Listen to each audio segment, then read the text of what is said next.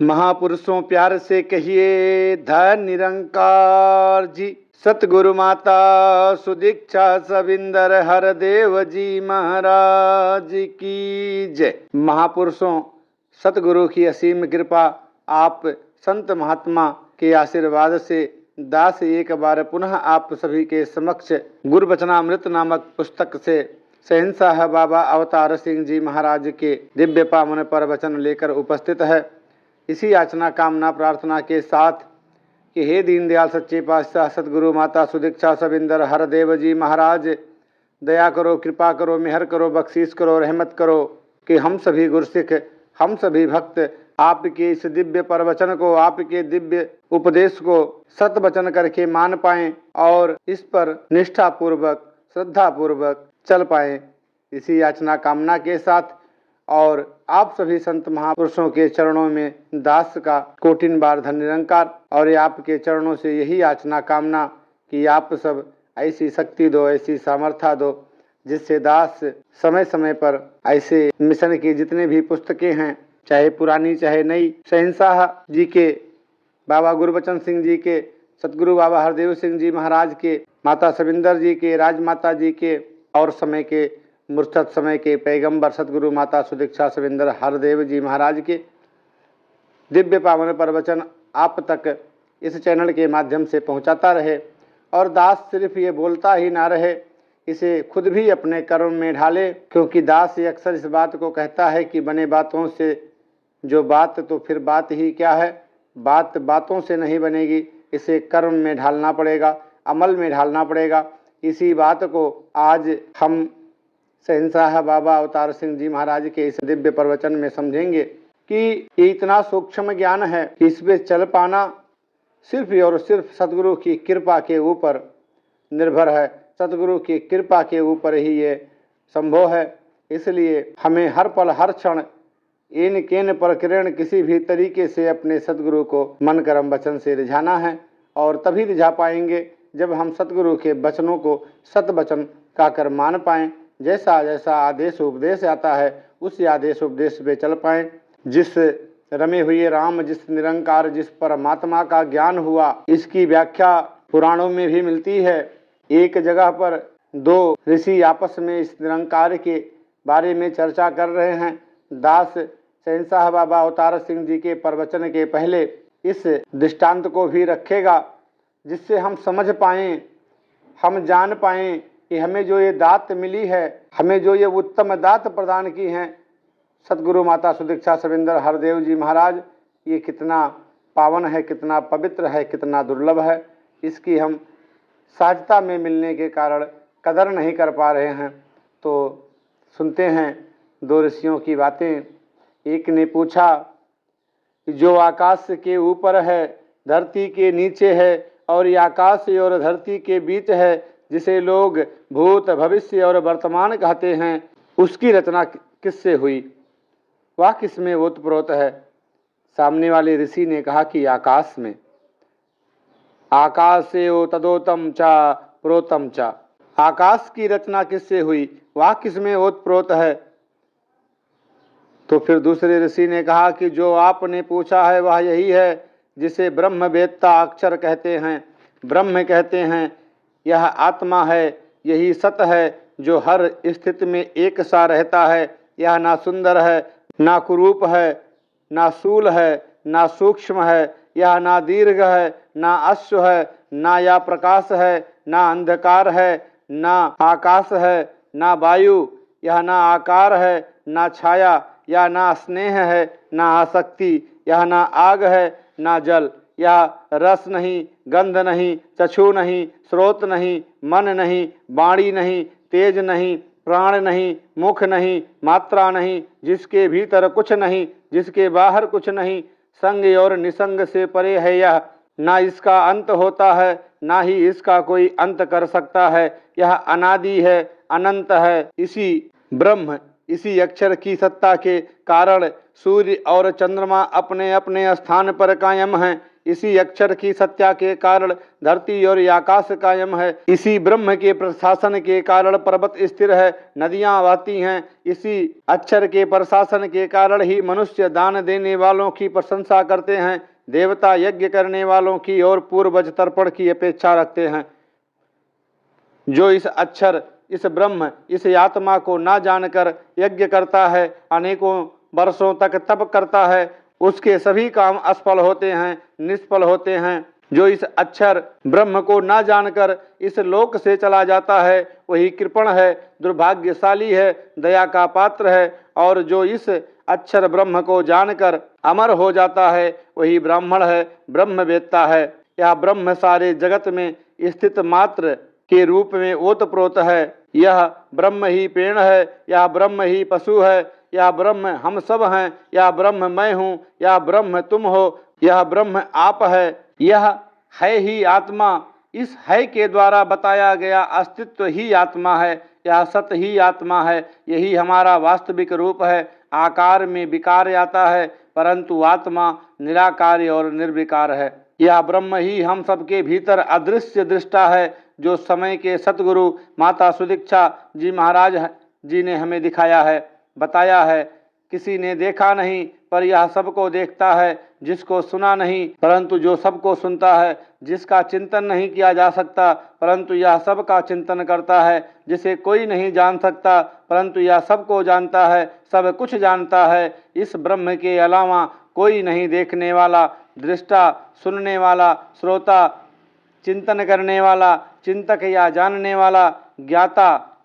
इसी ब्रह्म से ही आकाश का ताना बाना बुना गया है। यही सत है, जो वजर है, अमर है। इस पार ब्रह्म परमात्मा, इस रमे हुए राम, इस निराकार का ज्ञान आज हमें सुगमता से, सहजता से, आसानी से, एक किसी महात्मा की कृपा मात्र से, जिस भी महात्मा ने हमें इस निरंकारी मिशन में लेकर के आया, सत्संग में लेकर के आया और फिर इस ब्रह्म ज्ञान की प्राप्ति हुई।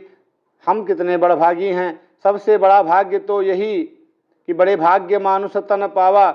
न जाने कितने लाख योनियों के पुण्य प्रताप के चलते हमें ये मानो तन मिला है। और उसके बाद सोने पे सुहागा कि मानो तन मिलने के बाद हम जिस युग में, जिस समय इस धरती पर जन्म लिए, उस समय का मुर्शद, समय का पैगंबर भी मौजूद है। अब उससे भी और भाग्य की समय के मुर्शद ने इस करोड़ों की आबादी वाले संसार से हमें चुन करके, निकाल करके इस रमे हुए राम, इस निरंकार की लगता करा दी, इसका एहसास करा दिया, निज स्वरूप की पहचान करा दी। इतने बड़भागी हैं हम।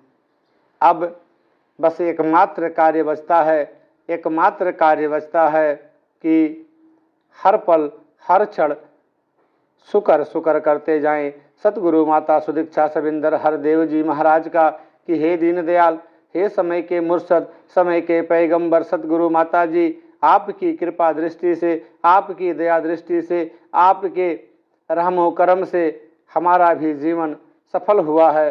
अब हम कहीं ना भटकें, एक मन, एक चित्र, एकाग्र होकर के, क्योंकि इस अखंड ब्रह्मांड में दूसरा कोई नहीं है सतगुरु के सिवा जो किसी भी इंसान का पार उतारा कर दे।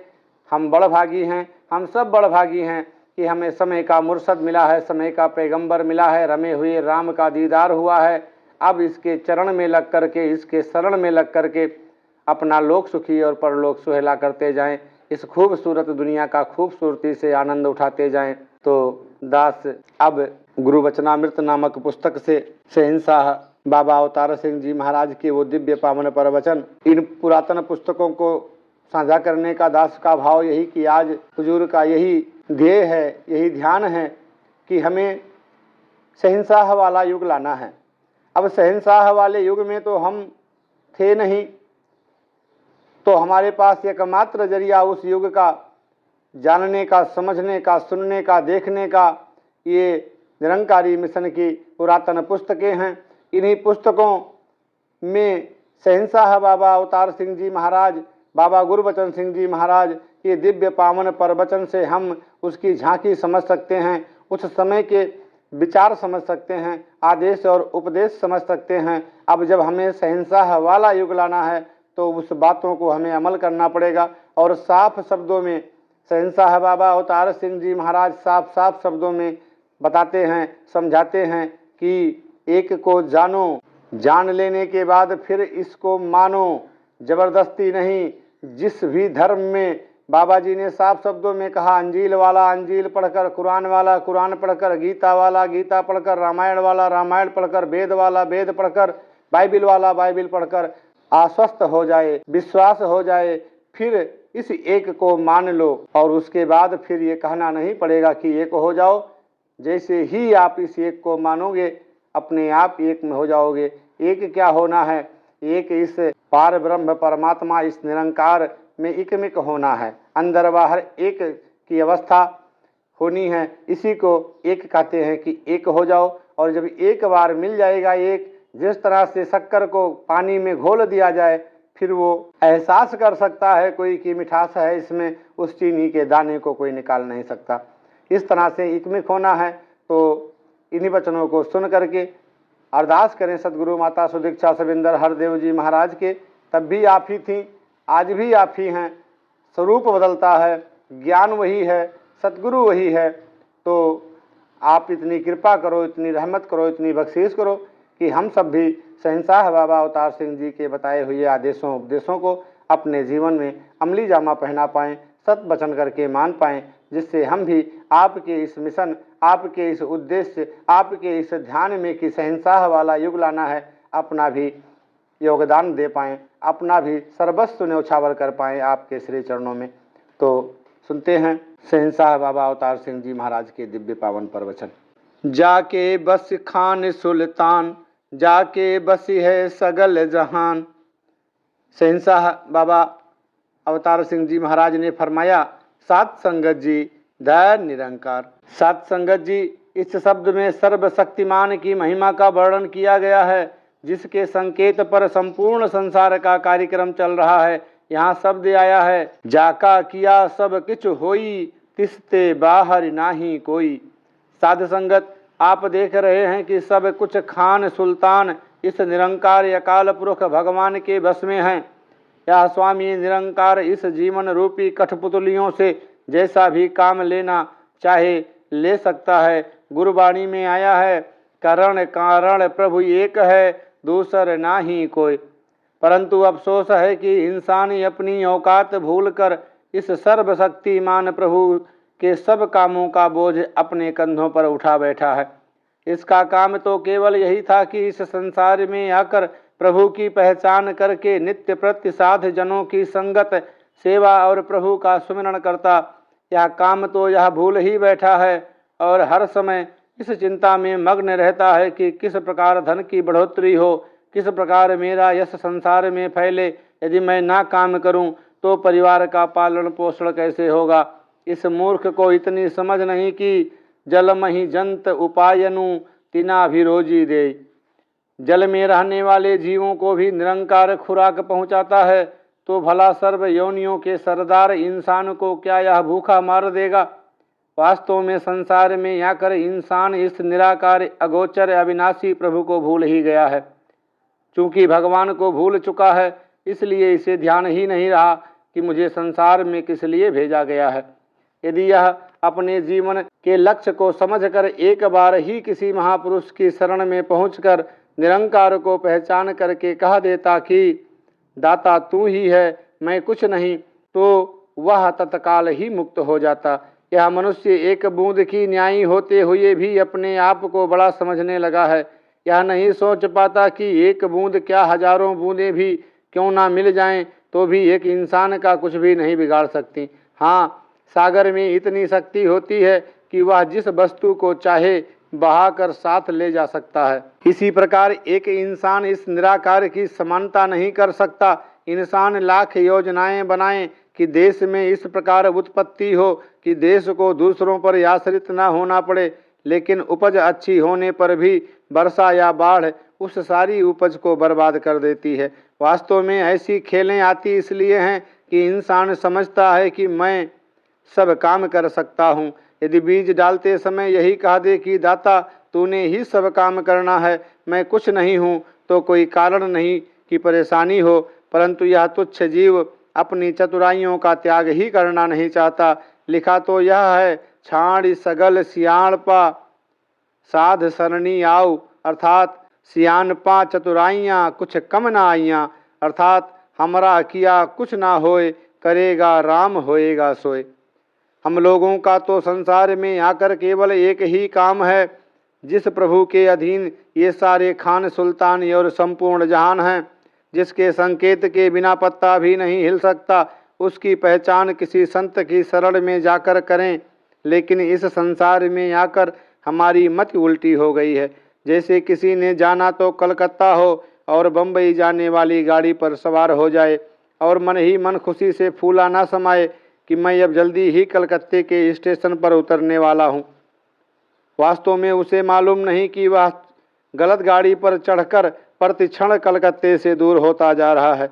ठीक इसी प्रकार संसार की अवस्था है। वे समझते हैं कि हम पूजा पाठ व्रत नेम हवन यज्ञ करके भगवान को प्राप्त करने के साधन जुटा रहे हैं, लेकिन वास्तव में इन कर्मों में पड़कर वे और भी भगवान को भूल बैठते हैं। आप इस संसार में बड़भागी हो, जिन्होंने सतगुरु की शरण में आकर इसे निकट अर्थात अंगसंग जान लिया है। जैसे कि गुरुवाणी में भी लिखा है, गुरु दिखाया लोयना इत उत घट घट तू। वास्तव में निरंकार को जाने बिना मनुष्य के सभी काम व्यर्थ होते हैं। जैसे लिखा भी है, नानक लेखे इक गल होर होमे झखना झाक। जिस निरंकार के अधीन सारा संसार है, जो सारे संसार का कर्ता धर्ता है, सतगुरु भी इसी का अपना बनाया हुआ होता है। आज संसार में गुरु भी अपनी इच्छा अनुसार बन बैठे हैं। ग्रंथों में तो लिखा है कि एक को ही गुरु मानो, और वह ऐसा हो जो हरि निरंकार की लगता करा सके। जैसे लिखा है, पूरे गुरु का सुन उपदेश, पार ब्रह्म निकट करिपेख, सतगुर बिच आप रखिओन, करि परगटु आँख सुड़ाइया। साध संगत संपूर्ण संसार को बस में रखने वाला निरंकार तो न्यायकारी होता है, परंतु सतगुरु बख्शिंद होता है। सतगुरु की शरण में कोई भी आए, यह निरंकार की लगता कराकर उसका पार उतारा कर सकता है। लिखा भी ऐसा ही है, एक बार जिन तुझे संभारा, काल फांसते तिन्हें उबारा। ज्ञान तो इसलिए दिया जा रहा है कि संसार में फैली अज्ञानता को दूर करके लोगों में फैले भ्रमों को मिटाया जा सके। ज्ञान पक्का होता है संगत से। संगत जरूरी है ताकि इससे शिक्षा लेकर संतजन संसार का उद्धार कर सकें।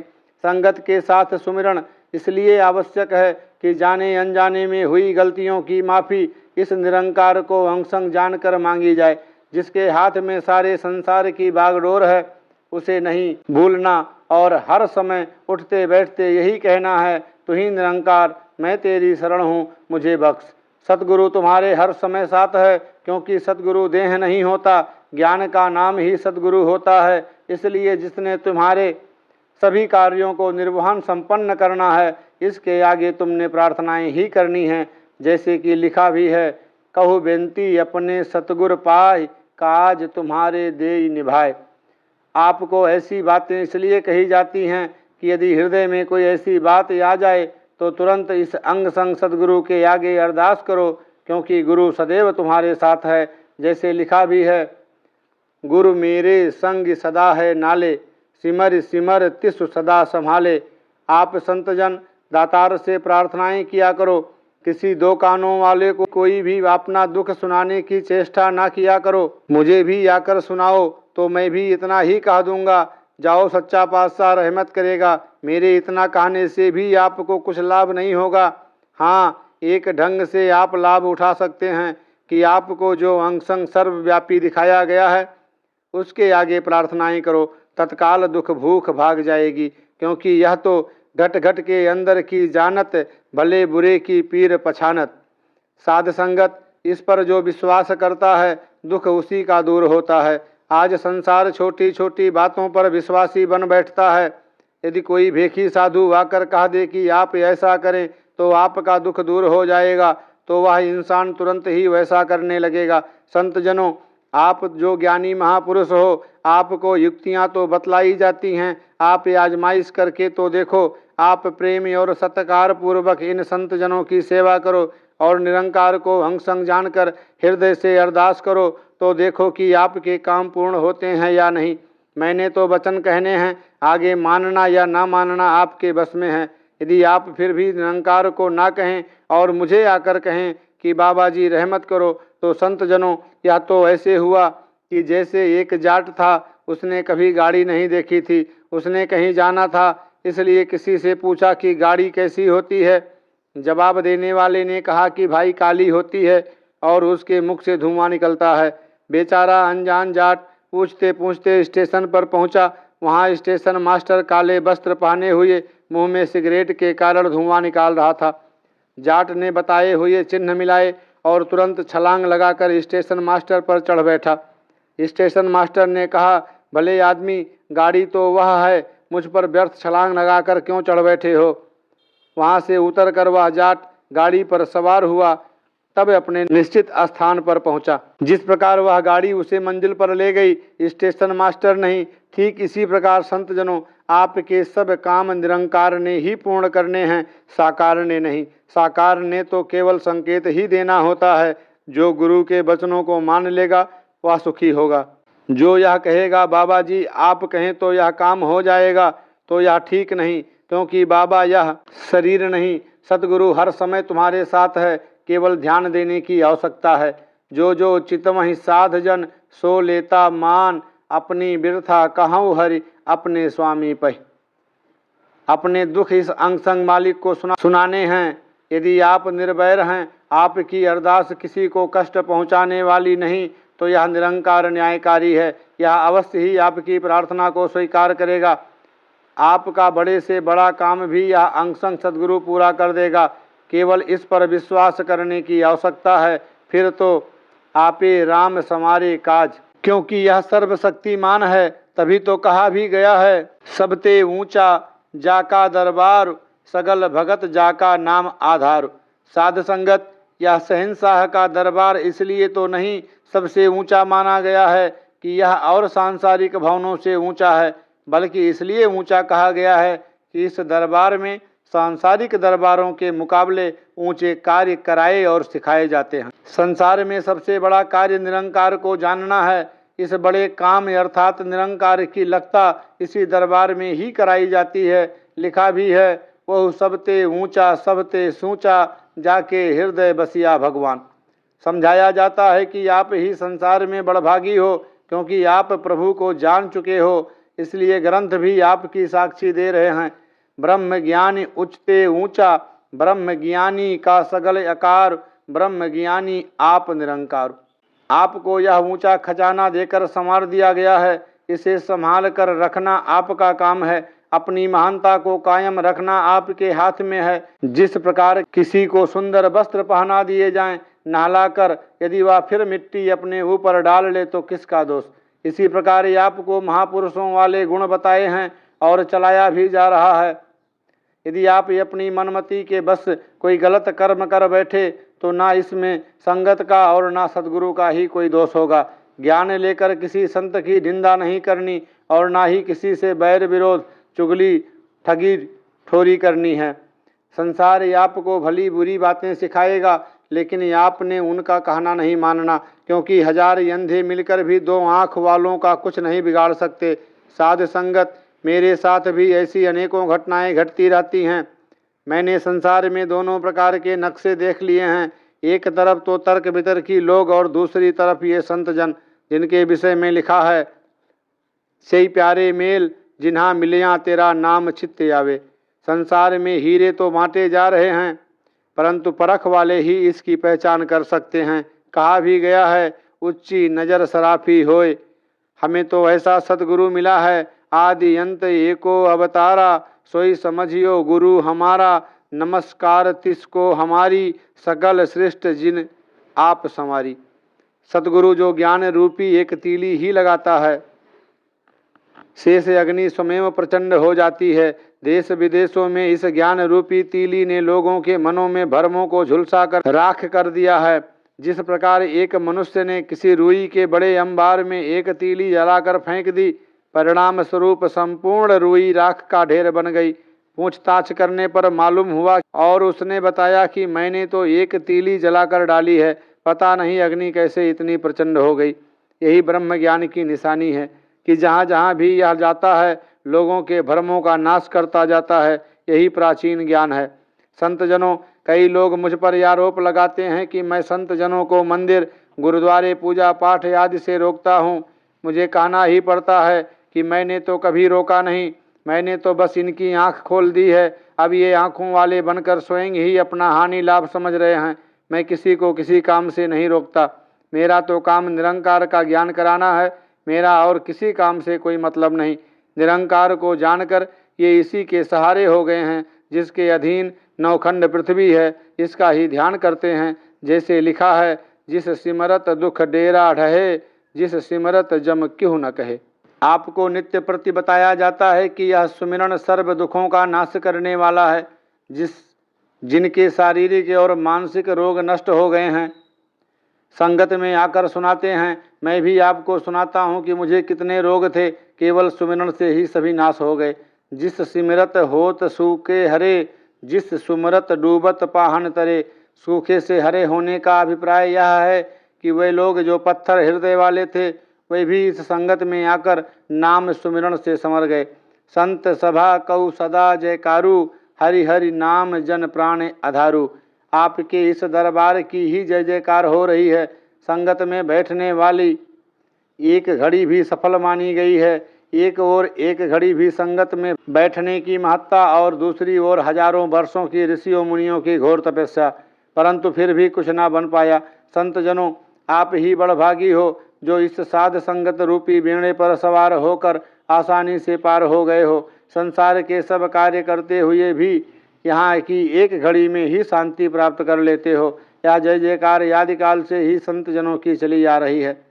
साध संगत, आप शरीर नहीं, आप आत्मा हैं। इसलिए भाई भाई, बच्चे बूढ़े, हिंदू मुस्लिम सिख तथा ईसाई को एक ही ज्योति समझो। सबसे प्यार करो, सबका सत्कार करो। महापुरुषों, यदि कोई महापुरुष कभी गलती से आपको भला बुरा भी कह दे तो भी उनके सम्मुख आंख ऊंची नहीं करो। यही कहो कि ये हमारे ऊंचे महापुरुष हैं और मुँह से यही निकले, तो ही निरंकार मैं तेरी शरण हूँ, मुझे बख्श लो। संत जनों, आप खाओ पियो, हंसो खेलो और परिश्रम करके कमाई करो, लेकिन चिंता नहीं करनी। निरंकार जितना दे उसी में संतोष रखो। निरंकार की रजा में रहो। एक मजदूर दिन भर कड़ी मेहनत करता है और उधर एक क्लर्क कुर्सी पर बैठकर आराम से काम करता है, परंतु तनख्वाह दोनों की बराबर नहीं होती। निरंकार ने जिस किसी के लिए जितना जितना लिखा है उतना उतना पाना है, उसी में संतोष करें। निरंकार पर भरोसा रखें। यह जो करता है वही ठीक होता है। संतों की संगत से ही यह विश्वास बनता है। सत्संगत में ही सब सुख है। हाँ, इतनी बात अवश्य है, एक ने कही दूसरे ने मानी, नानक जानो दोनों ज्ञानी। संतों की बात माननी है, इनका सत्कार करना है। सतगुरु ने इशारा किया, जिस जिसने इस इशारे को सत्य मान लिया आज वे खुशियां मना रहे हैं, जीवन सुखी और शांतिमय बिता रहे हैं। क्योंकि कहा भी है, जिनी सुनी के मनिया तिना निज घर वास, मनने की गति कही न जाई। जिसने वचन मान लिया है उसका लोक परलोक सुखी हो गया है। कहु नानक मेरी सुनी अरदास, संत प्रसाद मो कहु नाम निवास। आज लोग जिनकी बातें करते हैं वही स्पष्ट वाणी में कह रहे हैं कि संतों की कृपा से ही मेरे मन में नाम अर्थात निरंकार ने निवास किया है। सतगुरु के बताने से ही मुझे निरंकार के दर्शन हुए हैं। साध संगत, इससे ऊपर तो कुछ कहा नहीं जा सकता। आप ब्रह्मज्ञानी हो, ब्रह्मज्ञानी वाला ही जीवन जीना है। साध संगत जी, दया निरंकार। हरि के नाम बिनु दृग स्रोत। शहंशाह जी ने फरमाया, साध संगत जी, दया निरंकार।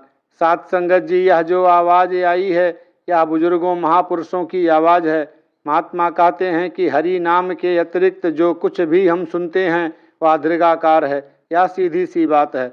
गुरुमुखों, संतजनों, महापुरुषों, हमने इन बातों पर चलना है। आप ईश्वर को जानने वाले हो, आपको परमात्मा पर विश्वास है तथा आपके लिए यह हुक्म है कि हरि नाम के अतिरिक्त यह दीर्घाकार है।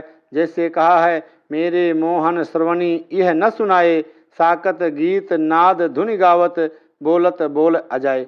साकत की बात क्यों नहीं सुनते, उसके बोल व्यर्थ जाते हैं। वास्तव में एक ओर संत लोग हैं तथा दूसरी ओर संसार। संत जनों को निरंकार यंगसंग दिखाई देता है, इनके कान इस नाम रूप को सुनते हैं तथा मानते हैं।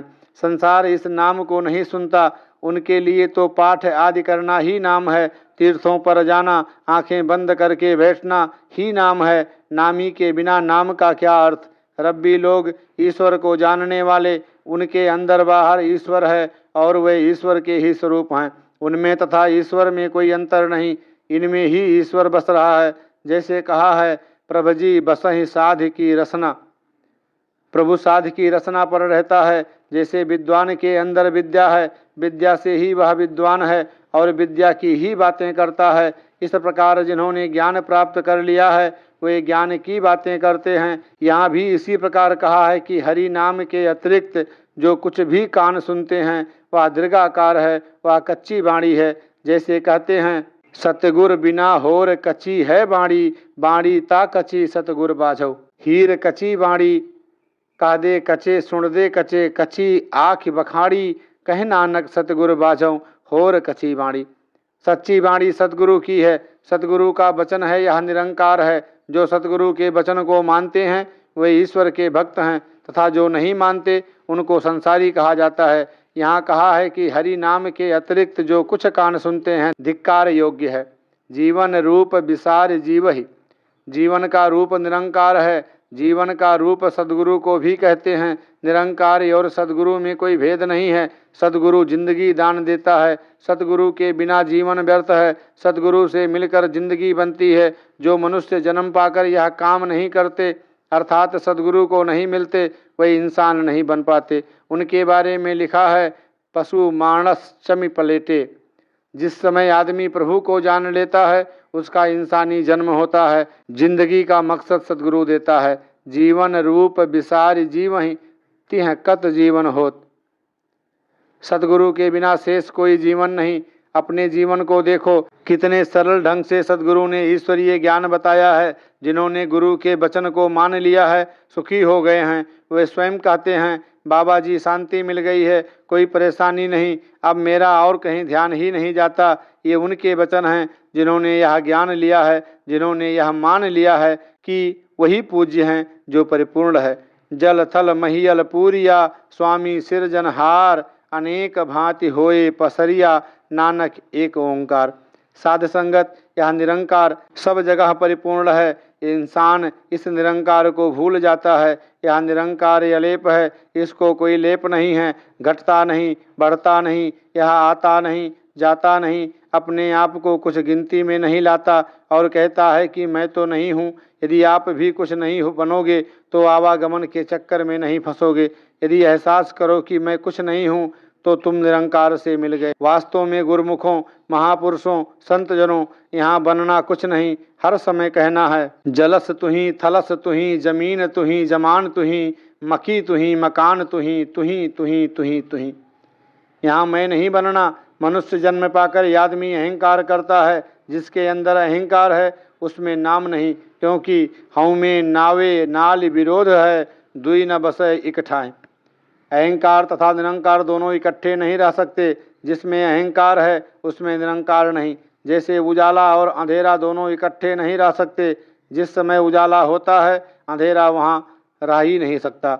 महापुरुष कहते हैं कि एक बार अंधेरे ने उजाले के विरुद्ध हाकिम के पास फरियाद की कि इसने मेरा बहुत नुकसान किया है, यह मेरे साथ बैर करता है, मुझे बहुत दुखी करता है तथा मैं तंग आकर आपके पास आया हूँ। हाकिम ने सोचकर कहा कि एक दो आदमी साथ ले जाओ। जैसे कोई आदमी किसी की शिकायत करता है तो सरकार सिपाही दे देती है कि वह उसको पकड़वा दे। इसी प्रकार हाकिम ने कहा कि आदमी ले जा तथा इसको पकड़कर हमारे पास ले आओ, फिर फैसला कर दूंगा। अंधेरा कहने लगा कि मैं उसके सामने कैसे जा सकता हूँ, मैं तो उससे डरता हूँ, मैं उसके सामने ठहर नहीं सकता, इसलिए तू झूठा है। इसी प्रकार निरंकार तथा अहंकार इकट्ठे नहीं रह सकते। ऐसे ही ज्ञान तथा अज्ञान इकट्ठे नहीं रह सकते। अज्ञानता के समय में अज्ञान खूब मजे करता है, जब ज्ञान आता है तो अज्ञानता भाग जाती है और फरियाद करती है कि इस ज्ञान ने मेरा बहुत नुकसान किया है, दुनिया इसके पीछे चलती है, लोग सोए हुए थे, इसने खबरदार कर दिया, यहाँ तो ज्ञान का उपकार ही हो रहा है। मनुष्य इस धरती का स्वयं मालिक है, यह अज्ञानता में फंस गया है, ज्ञान को भूल गया है, यहाँ अज्ञानता को दूर किया जा रहा है, ज्ञान की कृपा की जा रही है। ईश्वरीय ज्ञान को भूलकर जीवन किस प्रकार हो सकता है। वास्तव में साध संगत जो उजाले से दूर अंधेरे में बैठे हैं, उनका जीना भला क्या जीना, परंतु जब ज्ञान का दीपक जल जाता है, जो उजाला ही उजाला हो जाता है। जैसे कहा है, दीवा बले अंधेरा जाई, यहाँ ज्ञान का दीपक जला, वहाँ अज्ञानता नहीं रह सकती। ज्ञान अंजन गुरु दिया, अज्ञान अंधेर विनाश, यहाँ आकर और कुछ नहीं करना, केवल भ्रमों से बचना है। ये वचन उनके लिए हैं, एक ने कही दूसरे ने मानी, नानक कहे दोनों ब्रह्मज्ञानी। यहाँ दुनिया की तरह नहीं कहा जाता कि यहाँ सेवा करो, यहाँ झूठे नारे नहीं लगाए जाते, सेवा करो ना करो आपकी इच्छा है, सेवा का फल यहीं मिलता है और सेवक को खुशी भी मिलती है। यह रहमतों का घर है, यहाँ तो जो भी आता है उस पर रहमत ही की जाती है, कृपा ही की जाती है। यहाँ यह नहीं कहा जाता कि पहले सेवा करो तो मेवा मिलेगा, जो भी आता है उसकी अज्ञानता एकदम मिटा दी जाती है। फिर अपनी समझ से परखो कि मैं क्या था और क्या बन गया हूँ। गुरु ज्ञान के बाद ही जीने का आनंद है। जो प्रभु को विसार देते हैं तथा सद्गुरु को नहीं मिलते, उनको जीवन का आनंद कहाँ मिलेगा। खात पीत अनेक व्यंजन, जैसे भार वाहक होत। उनके लिए खाना पीना और अनेक प्रकार के स्वाद लेना इस प्रकार है जैसे गधे पर भार होता है, इसमें कोई अंतर नहीं है। आठ पहर महाश्रम माइया, जैसे बिरख जनती जोत। गधा आठों पहर भार ढोता है और दुख उठाता है। संसार भी अज्ञानता में महादुखी है, आठों पहर रात दिन दुख पा रहा है। साध संगत, मुझे अपनी बात याद आती है, उस समय मैं भी दिन रात अज्ञानता में जलता रहता था। रात को भी काम करना, दिन को भी काम करना। फिर निरंकार ने कहा कि डंडे के जोर से समझाओ कि 8 घंटे काम करो, नहीं तो सरकार सजा देगी। निरंकार ने भला किया, वरना जो हमारा जीवन गुजरा है तब तो ना रात को सुख था ना दिन को। अब तो यह जरूरी कर दिया है कि हफ्ते में 1 छुट्टी करो तथा दिन में 8 घंटे काम करो। उस समय छुट्टी नहीं करते थे, हर समय काम में लगे रहते थे। रात दिन काम करते रहना और अज्ञानता के अंधेरे में सड़ते रहना, एक तो अंदर की आग जलाती थी और दूसरे अज्ञानता की आग। रात को भी विश्राम नहीं करना। अब तो सच्चे पातशाह ने कितना सुखी कर दिया है। अब तो आज्ञा कर दी है कि समय से ज़्यादा काम करने वाले को सजा दी जाएगी। पहले लोग कहते थे कि सरकार ने हम पर अत्याचार किया है, हमारे काम करने से सरकार को क्या हानि है। हम तो माया में खचित होने जाते थे, परंतु निरंकार ने कृपा की है। सरकार ने कुछ नहीं किया, क्योंकि निरंकार ही सब कुछ करने वाला है। अब सरकार का हुक्म है कि जो कोई ज़्यादा समय काम करे उसको पकड़ कर ले जाओ और अंदर दे दो। यह कानून पहले बुरा लगता था, जिस समय इसकी ताह तक पहुँचे कि जो कुछ करता है निरंकार करता है, केवल नाम दूसरे का होता है, निरंकार से कोई नहीं डरता, इसलिए कानून बना। मैं तो तुम्हें ऐसा बनाना चाहता हूँ कि इस निरंकार से डरो, किसी के साथ छल कपट ना करो, किसी को दुखी मत करो। अगर तुम्हारे साथ कोई बुराई करे तो उसको सहन करो, तुम बुराई ना करो। अगर तुम भी उससे बुराई करोगे तो तुम्हारे में और उसमें कोई अंतर नहीं रहेगा। जैसे बिरख ज्योति ज्योत। जिस प्रकार किसी पशु को किसी वृक्ष के साथ बांध दिया जाए, वह तेली की बैल की तरह वृक्ष के साथ बंधा हुआ चक्कर लगाता रहता है, उसकी बुरी हालत होती है। इंसान भी अज्ञानता के वृक्ष के साथ बंधा हुआ आठों पहर दुख पा रहा है। तज गोपाल जियान लागे। सृष्टि की पालना करने वाले को गोपाल कहा गया है। गोपाल सदगुरु को भी कहते हैं। जो सदगुरु को छोड़कर दूसरी तरफ लगते हैं, सो बहु प्रकारी रोत। वे बहुत प्रकार के कष्ट सहन करेंगे। जब थोड़ी सी तकलीफ आती है तो आदमी घबरा जाते हैं। थोड़ी सी तकलीफ आई थी जिस समय पाकिस्तान बना था, उससे पहले ही लोग घबरा गए और हो हल्ला मच गया। जिस समय हल्ला मचा तो लोगों ने जो कर्ज देना था उन्होंने देना बंद कर दिया। कहते जब फैसला हो जाएगा फिर देंगे भाई, अंदर रख कर क्या करोगे। जिसका देना है उसको जल्दी जल्दी दो, क्या पता कब मौत आ जाए। जो किसी का देना है वह तुम्हें अगले जन्म में भी देना पड़ेगा। भगवान का डर हो तो जितना कुछ जिसका देना हो दे देना चाहिए और कहना चाहिए कि यदि जिंदगी रही तो बाकी भी दे दूंगा, अगर मर गया तो माफ़ कर देना। मगर इंसान उल्टी तरफ चलता है। अगर मौत का डर है, पता नहीं मर ही जाएं, तब वह क्या करेगा? साथ तो नहीं ले जाएगा। लोग चतुराइयों का प्रयोग करते हैं। यह कलयुग है। कलू का जन्म चंडाल के घर होई। इंसान का मन गोपाल को छोड़ के दूसरी तरफ लगता है। यह मन बड़ा चंचल है। यह मन ही भटकता है, मन ही शरारतें करता है। जिसका मन गोपाल को छोड़कर और तरफ लग जाता है, वह आवागमन के चक्कर में पड़ा रहता है। लोग भुलेखे में पड़ जाते हैं कि ये कहानियां हैं। ये कहानियां नहीं, बल्कि सच्ची बातें हैं। गुरु गोविंद सिंह जी के समय में एक आदमी चवर झुलाया करता था। साध संगत वहाँ प्रसाद आया तो उसे प्रसाद बांटने में लगा दिया। वह प्रसाद बांट रहा था। एक आदमी गाड़ी लेकर जा रहा था। वह ज्ञानवान था। उसने सोचा चलो गुरु घर का प्रसाद लेते जाएं। मत्था टेक कर प्रसाद लेने लगा और कहा, महाराज मेरी गाड़ी जा रही है, मुझे प्रसाद जल्दी दे दो। उसने कहा कि रीछ की तरह क्यों नाचता है, आराम से बैठ जा। गाड़ी वाले ने कहा, महाराज रीछ की तरह तो आप कर रहे हो, और वह किसी दूसरे गुरसिख से प्रसाद लेकर चला गया। चमर वाले गुरसिख ने उस बात की माफ़ी नहीं मांगी। कुछ महीने बाद उसकी मृत्यु हो गई। और फिर क्या हुआ? वह रीछ की योनि में गया। जब वह 2 महीने का बच्चा हुआ तो कलंदर उसको ले आया। बाबा जी ने दूर से ही पहचान लिया कि यह तो वही चमर वाला है, और कलंदर को बुलाकर कहा कि इसको नचाओ। कलंदर ने कहा कि यह अभी बच्चा है। बाबा जी ने कहा कोई बात नहीं, तुम्हें पैसे देंगे। फिर उसने नाचना शुरू कर दिया और बहुत अधिक नचाया। बाबा जी हिकमत का बहुत कुछ जानते थे। उसके बाद उसको कुछ खिलाया जिससे वह मर गया। उस कलंदर को कुछ मोहरें दे दी और वह भी खुश हो गया। जब रीछ नाचता था तो सारी संगत हंसती थी। वह चमर करने वाले का पुत्र भी बहुत हंसा। बाबा जी ने उसके पुत्र से कहा, यह रीछ नहीं, यह तेरा पिता है। यह सुनकर वह तप गया और उसे गुस्सा आ गया। चमर छोड़कर कहने लगा कि आपकी सेवा करके भी यह जन्म पाना, तो आपकी सेवा का क्या लाभ। बाबा जी ने कहा, पहले सारी बात तो सुन, फिर निर्णय कर लेना। एक दिन यह प्रसाद बांट रहा था। कोई साल सवा साल पहले की बात है। एक गुरसिख गाड़ी छोड़कर प्रसाद लेने आया था।